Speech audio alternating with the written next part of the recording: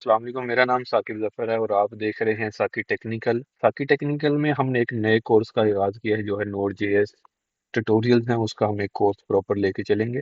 तो उस कोर्स की आज की जो फोर्थ वीडियो है उसमें हम देखेंगे हम क्या लर्न करेंगे।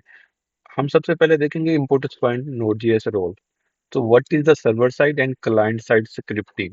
Where we use Node.js, how Node.js use JavaScript, what we exactly do with Node.js, and why we need APIs. And then we check, हम देखेंगे कि इंटरव्यू क्वेश्चन।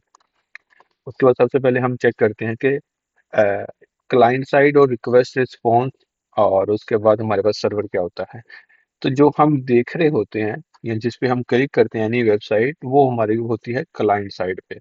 और जहां से हम डाटा गेट कर रहे होते हैं वो होती है सर्वर साइड। तो जैसे ही हम क्लाइंट साइड से रिक्वेस्ट भेजते हैं और उसके बाद हमारे रिस्पॉन्स मिलता है तो वो सर्वर से रिस्पॉन्स गेट करता है। जैसे कि हम एग्जांपल लेते हैं, जैसे ये वेबसाइट है तो मैं जैसे ही इस पे क्लिक करता हूँ। जी अस्सलाम वालेकुम, मेरा नाम मेरे साकिब पास जफर है और आप देख रहे हैं अ, साकी टेक्निकल। साकी टेक्निकल में हम एक नई प्ले लिस्ट का मेरे पास ये ओपन हो गई है, तो इसका मतलब कि मैंने रिक्वेस्ट की तो सर्वर से डाटा आ गया। इसी तरह जैसे मैं गूगल पे क्लिक करता हूँ तो मेरे पास गूगल ओपन हो गया।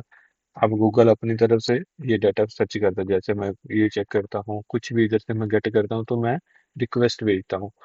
ओके, तो ये थी हमारे पास सर्वर साइड। अब क्लाइंट साइड क्या थी?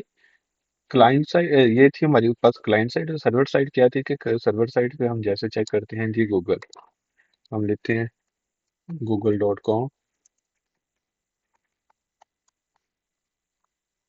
हम इस पे क्लिक करते हैं, एज करते हैं। जैसे ही हम इस पे क्लिक करते हैं तो ये हमारे पास सर्वर साइड की जावास्क्रिप्ट की जो लैंग्वेज है वो शो हो जाएगी। जैसे ये कंसोल है, उसके बाद ये सोर्स है, नेटवर्क है, तो हम इसमें ही रहेंगे। ओके, तो इसमें हमारे पास ये सारे के सारी जो चीजें हैं वो आ रही हैं सर्वर साइड से, और डाटा जो शो हो रहा है। अब इसमें हम ये चीजें चेक करते हैं जी। हमने क्लाइंट, मैं यूजर हूं तो मैं क्लाइंट होगा। मैंने रिक्वेस्ट की सर्वर से कि मुझे ये डाटा गेट करना है, मुझे ये चीज चाहिए। जैसे हम कोई भी चीज बाय करते हैं तो हम रिक्वेस्ट भेजते हैं, तो सर्वर से हमारा डाटा जो है रिस्पॉन्स होकर स्क्रीन पे शो हो जाता है। उसके बाद हमारे पास जो सेकंड पॉइंट था वो था where we use node JS. Node JS हमारे पास क्रोम है, और क्रोम जो इंजन इस्तेमाल करता है वो है V8। हम क्या करते हैं, जावास्क्रिप्ट कोड से रिक्वेस्ट भेजते हैं और देन वो रिजल्ट शो करवाता है। इसी तरह जो written in C plus plus node जो है वो रिटन हुआ है सी प्लस प्लस सी में और जावास्क्रिप्ट में। उसके बाद सेम नोड भी वही V8 इंजन इस्तेमाल करता है, इसलिए हम इसको रन टाइम इन्वायरमेंट कहते हैं। क्योंकि V8 से जैसे ही मैंने इसको पहले रिक्वेस्ट भेजी तो देन मेरे पास रिजल्ट शो हो गया। उसके बाद हम देखते हैं जी where we exactly do with Node JS. ये जो है how to where we exactly do with Node JS, तो हम इसके एग्जांपल देखते हैं। Node JS is mostly used for API development, means API is application programming interface. Then हम देखेंगे API send and receive data between any two language. You understand? Application programming interface send and receive data between two language। जैसे ही हम पिछली example पे देखते हैं तो मैंने जैसे ही रिक्वेस्ट की, रिजल्ट मेरे पास रिटर्न होके आया। तो हम दो चीजों के दरमियान जो है रिजल्ट गेट करते हैं, डिफरेंट दो लैंग्वेज के दरमियान। After make API in node JS, AP can use in front technology, mobile technology and any other platform. जैसे कि हम इसकी नेक्स्ट स्लाइड में देखते हैं कैसे। सबसे पहले तो हम देखते हैं कि सर्वर जो है एपीआई जेसन डाटा कहाँ से आता है। तो जेसन डाटा एक ऐसा डाटा है जो कॉमन है, जिसको हम पीएचपी में भी इस्तेमाल कर सकते हैं, पीएचपी लार्वल में, जावा में, और इसके अलावा हम इसको डॉट नेट में इस्तेमाल कर सकते हैं। तो ये जेसन डाटा सब लैंग्वेज में जो है, जो सब प्लेटफॉर्म और फ्रेमवर्क है उन सब में सेम है, एप्लीकेशन प्रोग्रामिंग इंटरफेस। तो जो हम लास्ट था के mobile technology and any other platform और फ्रंट एंड टेक्नोलॉजी। तो हम देखते हैं जी ये व्हाई वी नीड एपीआई। जो लास्ट वाला है, why we need API. Basically API की हमें ज़रूरत क्यों पड़ती है?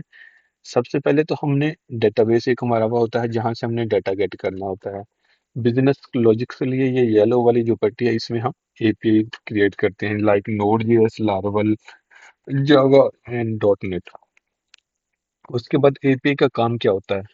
एपीआई का काम होता है कि हमने एक एपीआई बनाई किसी एक प्रोडक्ट के बारे में, जैसे अमेजोन है, अलीबाबा है, अली एक्सप्रेस है। हम उन पे रिक्वेस्ट करते हैं, हम उन पे रिक्वेस्ट करते हैं किसी एक प्रोडक्ट के बारे में।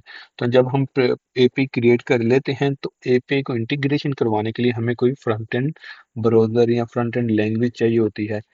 तो हम सबसे पहले एपीआई को कहाँ इंटीग्रेट करते हैं? किसी ब्राउजर में, जैसे कि क्रोम है जो V8 इंजन इस्तेमाल करता है।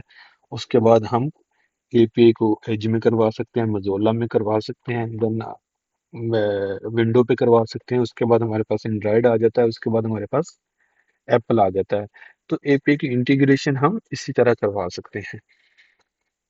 उसके बाद हम देखते हैं कि इंटरव्यू क्वेश्चन जो हमने टाइप किया हुआ है कि इंटरव्यू क्वेश्चन क्या है। तो हम गूगल पे चलते हैं, हम देखते हैं कि नोड जेएस इन विच इंजन यूज्ड। तो हमारे पास वो आ जाएगा JavaScript Google V8 JavaScript engine. इसी तरह हम नोड जेएस की जगह हम क्रोम लिख देते हैं।